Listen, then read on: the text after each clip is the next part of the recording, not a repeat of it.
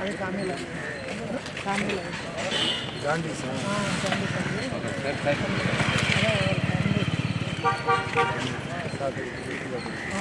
రామన్నారు.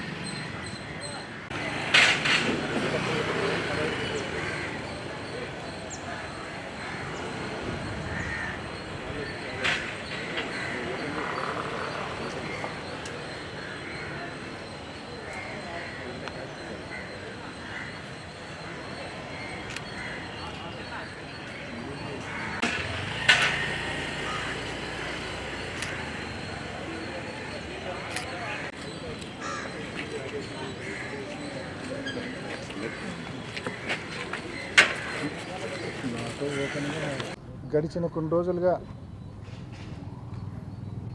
మనం చూస్తూ ఉన్నాం నకిలీ మద్యం కుంభకోణం. ఎన్ బ్రాండ్ సారా, నారావారి సారా ఏ స్థాయిలో అంటే ఇప్పటికే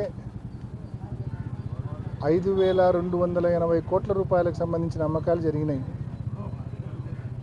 48 కోట్ల కేసులు, క్వార్టర్ బాటిల్స్ మొత్తం ఈ లిక్కర్ పాలసీ, కొత్త లిక్కర్ పాలసీ వచ్చినప్పటి నుంచి 111 కోట్ల రూపాయల క్వార్టర్ బాటిల్స్ సేల్ అయితే అందులో 48 కోట్ల రూపాయల క్వార్టర్ బాటిల్స్, 48 కోట్ల quarter bottles which accounts to into 110 రూపాయలు కొడితే 5,280 కోట్ల రూపాయలు. అంటే కేవలం సంవత్సరం రోజుల్లో ప్రజల ప్రాణాల మీద ఏమాత్రం శ్రద్ధ లేకుండా మీ ఎన్ బ్రాండ్ సారా, నారావారి సారాను, కల్తీ మద్యాన్ని ప్రజలకు అందించి 5,280 కోట్ల రూపాయల కుంభకోణానికి పాల్పడి ప్రజల ఆరోగ్యాలతో, ప్రాణాలతో చెలగాటమాడింది ఈ కూటమి ప్రభుత్వం, తెలుగుదేశం ప్రభుత్వం. ఇంత ఘోరంగా మొలకల చెరువు సాక్షిగా, కృష్ణా జిల్లా సాక్షిగా ఇంత ఘోరంగా మీరు ఎక్స్పోజ్ అయిన తర్వాత కూడా మొలకల చెరువు నుంచి గ్రేటర్ రాయలసీమ మొత్తం సప్లై అంట, కృష్ణా జిల్లా నుంచి కోస్టల్ ఆంధ్ర, ఉత్తరాంధ్ర మొత్తం సప్లై అంట నకిలీ మద్యం. ఆధారాలతో సహా, ప్రూఫ్స్తో సహా అడ్డంగా దొరికిన తర్వాత కూడా ఈ ప్రభుత్వానికి చీమ కొట్టినట్టు కూడా ఏమాత్రం చలనం లేకుండా ఉందంటే నిజంగా ప్రజలు బాధపడుతూ ఉన్నారు, రిపెంట్ అవుతూ ఉన్నారు. ఇటువంటి ప్రభుత్వానికే మనం ఓటేసింది. చంద్రబాబు నాయుడు వస్తే అన్నేదో సంక్షోభాలను కూడా అవకాశాలుగా మార్చుకుంటా అన్నాడు. మరి ఇదేనేమో సంక్షోభాన్ని కూడా అవకాశంగా మార్చుకోవడం అంటే ఈ మాదిరి కల్తీ మద్యాన్ని, నకిలీ మద్యాన్ని, నారావారి సారా, ఎన్ బ్రాండ్ సారాను ప్రజలకు అందించి ఫేక్ స్టిక్కర్లు మాత్రం ఒక స్టిక్కర్ ఒకటే ఒరిజినల్, బాటిల్లో మందంతా కల్తీనే. సో ఈ మాదిరి ప్రజలను దారుణంగా మోసం చేసి, ఈ మాదిరి ప్రజల బలహీనత మీద కొట్టి దారుణంగా మోసం చేసి నిజంగా చంద్రబాబు నాయుడు గారు చేసినటువంటి ఈ తప్పు, చంద్రబాబు నాయుడు గారి ఆధ్వర్యంలో జరిగినటువంటి ఈ తప్పును కప్పిపుచ్చుకోలేని తప్పు, క్షమించరాని తప్పు. ఖచ్చితంగా దీనికి రాబోయే రోజుల్లో భారీ మూల్యం చెల్లించుకోవాల్సి వస్తుంది. దీని మీద కేంద్ర ప్రభుత్వం కూడా చొరవ చూపి ఈ మద్యం కుంభకోణం మీద ఒక ఎంక్వైరీకి ఆదేశించి తప్పకుండా చంద్రబాబు నాయుడు గారిని, ఆయన ప్రభుత్వాన్ని ఖచ్చితంగా టాస్క్లో తీసుకోవాలని చెప్పి గట్టిగా డిమాండ్ చేస్తూ ఉన్నాం.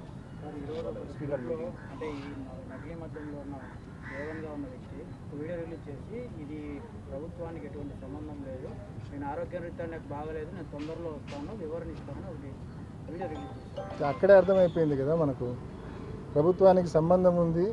ప్రభుత్వం అతనితో సంప్రదించింది, అధికార పార్టీ పెద్ద నాయకులు అతనితో సంప్రదించి నీకేం కాదు, నిన్ను ప్రొటెక్ట్ చేస్తాము, నువ్వు ఈ మాదిరి వీడియో పెట్టు అంటే ఆయన ఆ వీడియో పెట్టినాడు. పాపం అమాయకుడు.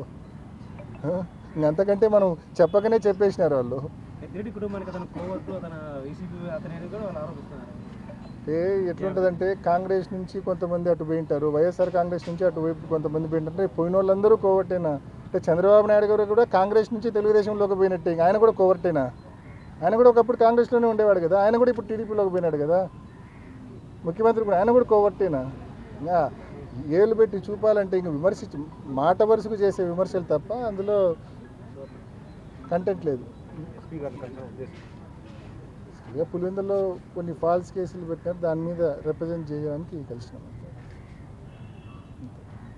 Thank you. అట్లే మరీ ముఖ్యమైన ఒక ఇష్యూ ఏంటంటే, ఇప్పుడు కలెక్టర్ గారిని కూడా కొంతసేపట్లో కలవబోతా ఉన్నా. మరీ ముఖ్యమైన ఇష్యూ ఏంటంటే వరికి సంబంధించిన గిట్టుబాటు ధర.